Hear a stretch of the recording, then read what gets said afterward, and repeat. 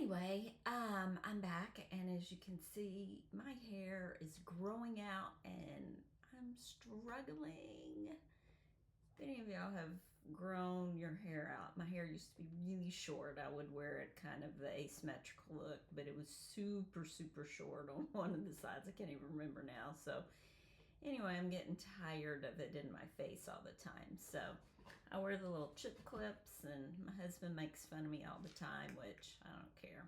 You know, when you hit 50, you don't care anymore. You just don't care. So anyway, I think it looks cute. So we're gonna go with it.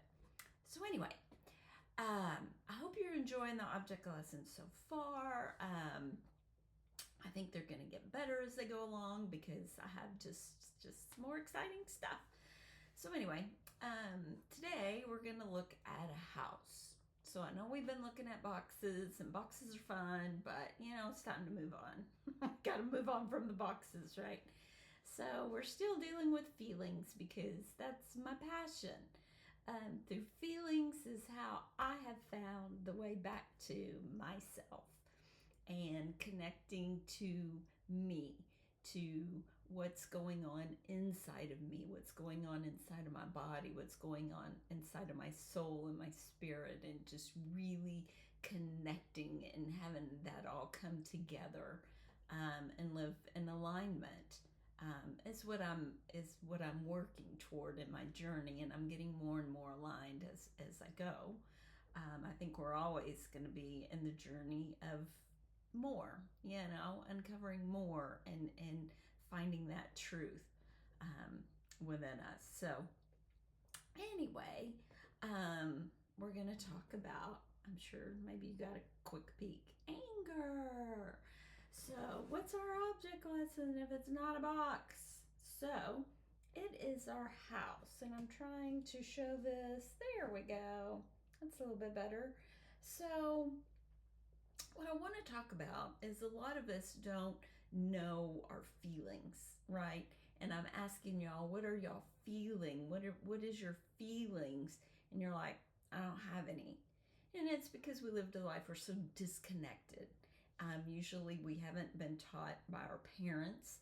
I think it's getting better in the culture now, but you know, when we were growing up, we were taught just to get over it, or don't cry, or go cry by yourself, or whatever. We weren't taught how to process feelings. And so when we don't process feelings, we have the emotional reaction of, you know, your body tightening up, or, you know, you're having that, your heart pounding, or whatever's going on sensation wise, physically wise. And then we turn that emotion into a feeling as to how do we, what's the story behind the feeling? Oh my gosh, when that happens, I can't trust anyone anymore, or this happened to me, and I you know, was scared. Now I have to know everything. If I don't know, you know, something bad's gonna happen if I'm unaware. So then we begin to hang on to these feelings, and it stays in our body, right?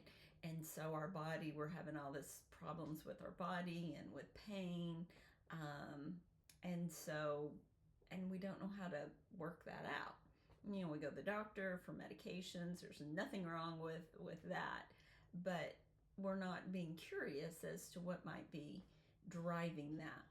So usually the first things is when I ask people about feelings, a lot of times they can tell me anger, and that's usually as far as it goes. They might have a couple other feelings, but anger's usually one of them. I'm just angry.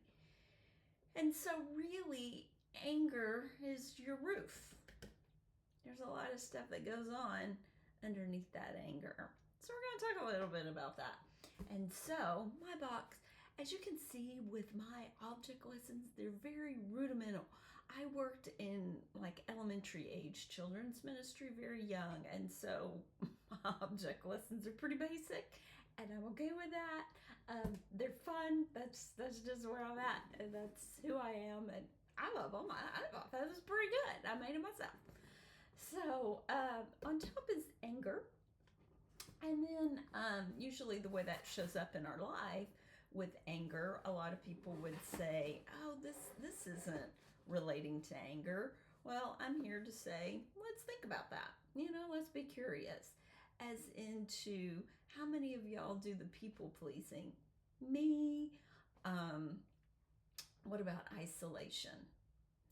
Me, I would do that. When you're angry, I would do the silent treatment, especially with my husband, people close to me, and then I would just go be by my room. Just leave me alone. Just leave me alone. Instead of connecting, having communication, learning to work out these feelings, we would just isolate and shut down, go in the house and hide. What about manipulation? How many of y'all, silent treatment that I did, very much manipulation. What does manipulation look like for you in your life and in your family? Withdrawn. We can be withdrawn. Oh yeah, I just don't like people. I don't like. We all like people. We all want to be accepted. We all want to belong. Yeah, we get along with others more than others, but just being withdrawn. What about controlling? When my husband and I, we had our crisis with the affair, and I was reading this book. Someone gave it to me, Compelled to Control by Keith Miller. Excellent book. And so I was reading it because I'm like, oh God, he's so controlling. It's not me. I'm the perfect wife. All my friends in church where I was at, hey bro, he's so mean. You're about the perfect wife. I'm like, I know I am. So I was reading this book, Compelled to Control, and oh my God.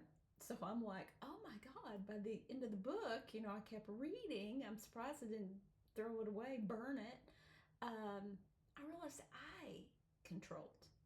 I controlled with my behavior of sarcasm, silent treatment, and I've learned with silent treatment especially is one of the most abusive things in a relationship. Did you hear that? Because the person on the other side, they're always thinking, because my husband would do that. What did I do wrong? What's wrong now?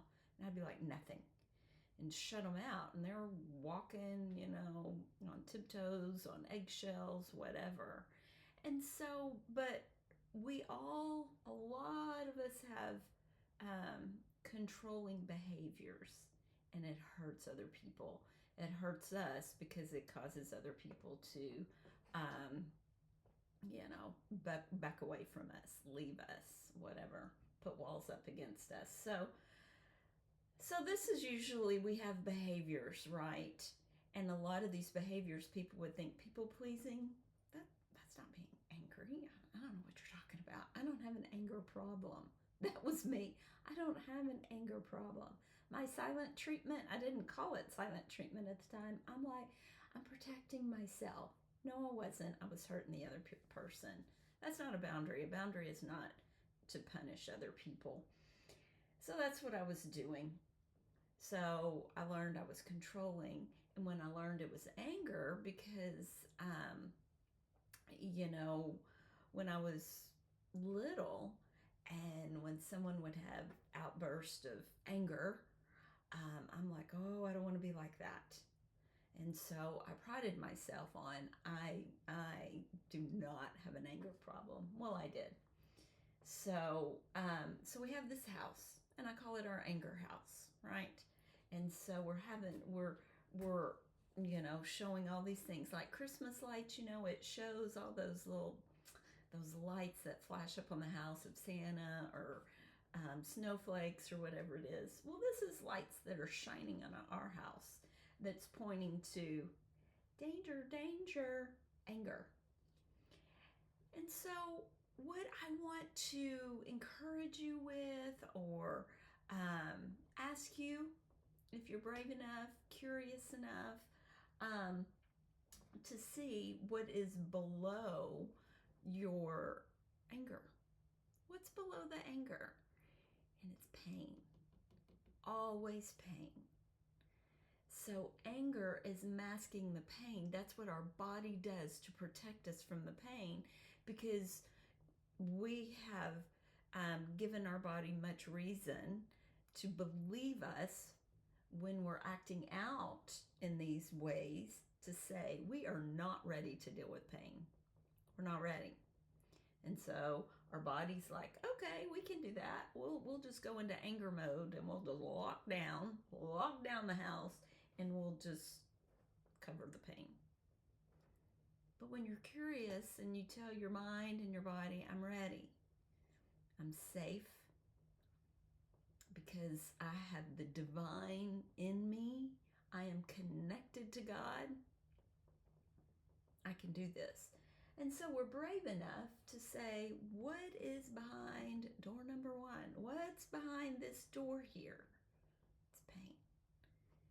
And we have the courage to open it up, to see what's on the inside.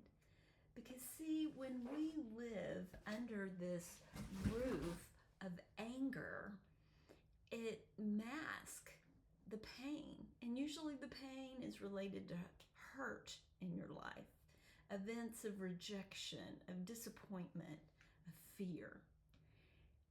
And it's hard to be like, okay, I'm ready to sit down with this and look at this and feel it. Feel the feelings that I've kept in my body that I wouldn't feel, so I can release it, right? But when we repress anger with those types of behaviors, abusive even behaviors, all the hurtful behaviors to ourselves and to others, under the roof of anger, it can cause our body to have digestive problems, anxiety issues, trouble focusing, having relationship issues. All of that could be related to your repressed anger that you won't feel. Because our body, I'm telling you, will hang on to it and do its best at try to cope with that. And it worked for us when we're young. But as you get older, believe me, as we get older, our bodies are like, okay, we can't carry the weight anymore. We're breaking. I'm having more medical stuff. My anxiety started being like, what is this? Because in church, we were like, you don't have depression. Just pray it away. You're not spending enough time in the Word. You don't have anxiety. It's because you're not casting your cares upon the Lord. And so then the shame would set in, be like, oh yeah, I'm not doing it right. When my body was like, hey, we're kind of sending up flags here to be like, let's deal with this. Let's deal with me, instead of trying to focus on learning and opening up my box, opening up my door to my house of anger, to where I can be like, okay, I can do this. And with the help of others, and that's why I create these online groups, is so we can be brave together. Because it is scary doing this alone. I did it alone in the beginning, but my quickest healing began when I started group and started sharing a group and being with other people in their pain, because it helped me to recognize pain in my own body and learning compassion and kindness and receiving love. There's a lot of great benefits to group. And if you don't want to be in a group that I do, I encourage you, find a group. Find safety where you can really be courageous to open up your box, open up your pain door, and see what's behind door number one, door labeled pain.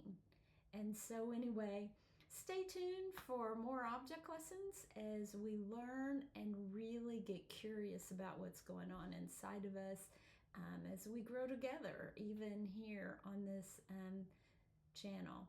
And so I want to encourage you. Anger isn't your enemy. We're not going to pray it away. We're not going to rebuke it. Anger is not your enemy. It's an invitation for you to look deeper, for you to be curious. And so again, if no one's told you lately, I believe in you. I know you have the courage to open up your box. I know that you're connected to the divine and you are safe in your body. So I just wanted to encourage you with that, and I hope you have a great day and be yourself. Be kind.